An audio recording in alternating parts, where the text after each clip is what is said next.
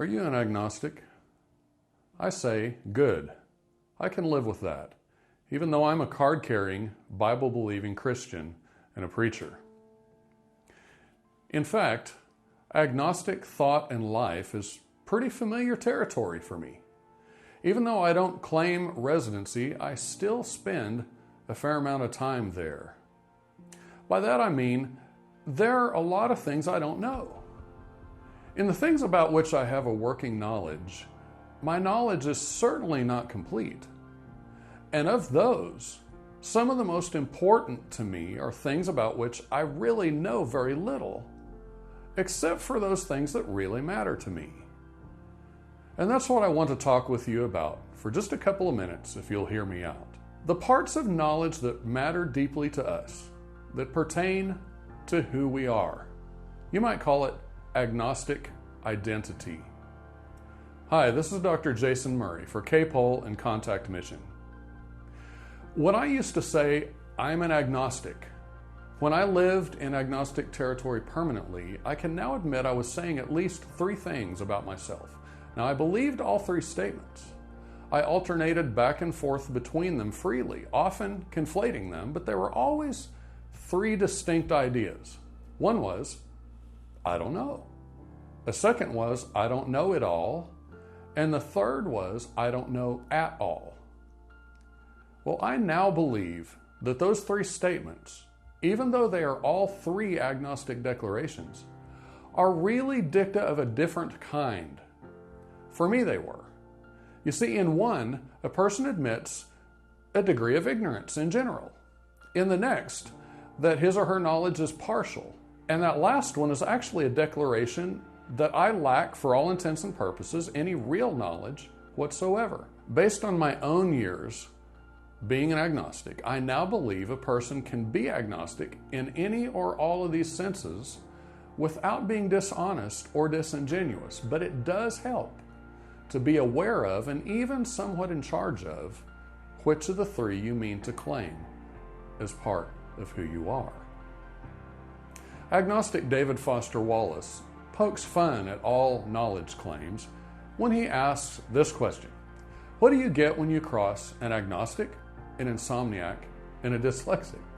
His answer?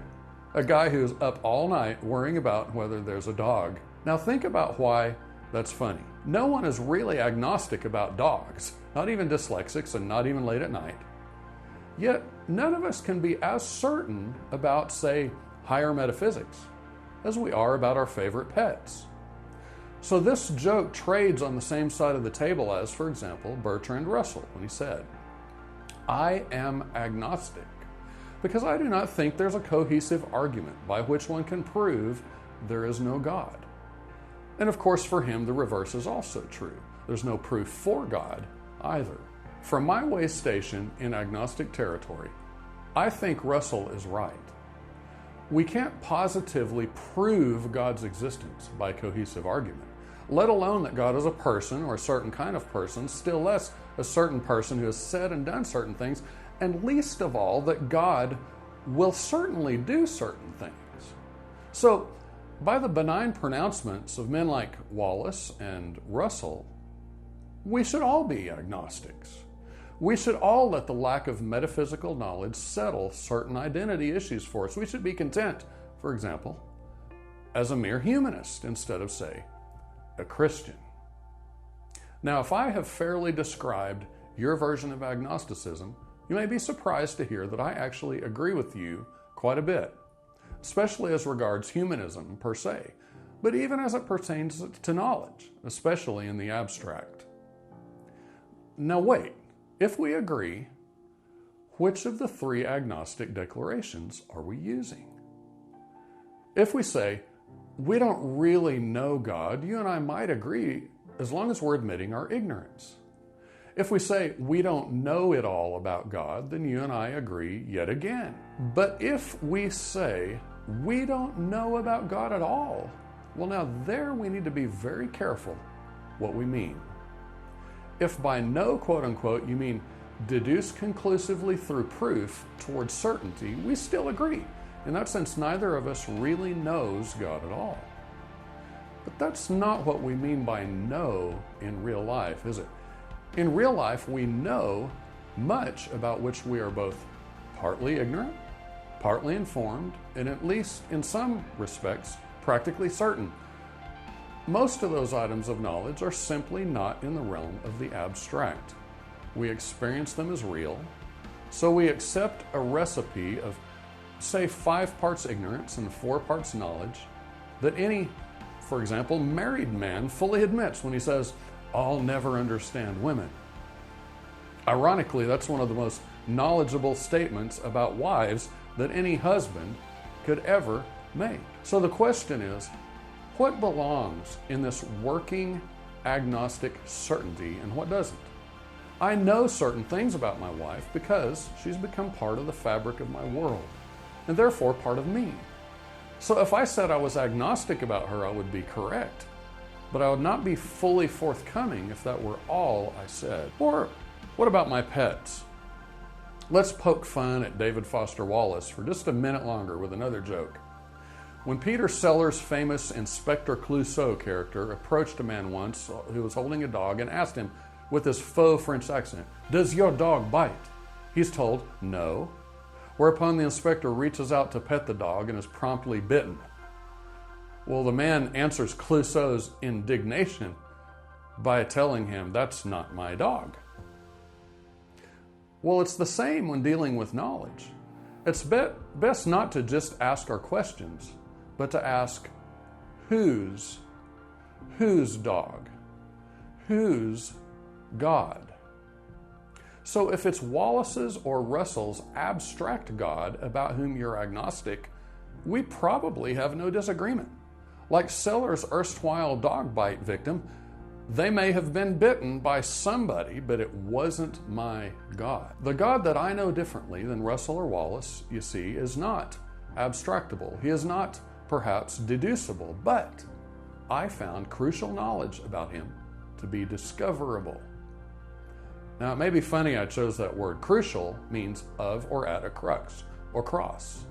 So cards on the table, it was indeed a cross that kept catching my attention. A cross that kept challenging my agnostic stance. It was a cross that kept asking me to look closer and closer and closer. It was a cross that got me over Lessing's broad ugly ditch between faith and history. It was a cross that made the prodigal son's loving father a lot more like David Foster Wallace's favorite never doubted companion than Bertrand Russell's syllogistically distant deistic abstraction. It was a cross, in short, that convinced me to look at God not just with abstract knowledge, but to look at God with my whole identity, my whole self. By that I mean, I began to look at the New Testament with the same questioning and acquisitive eye that I once looked at my dad's car keys or my grandmother's 1933 Honor Society ring or my great-great-great-grandfather's grandfather's Bible, which now sits on my shelf. You see, I was beginning to look at a real thing that connected me to a real past and really shaped me in the present. And that book turned out to have a real claim on me.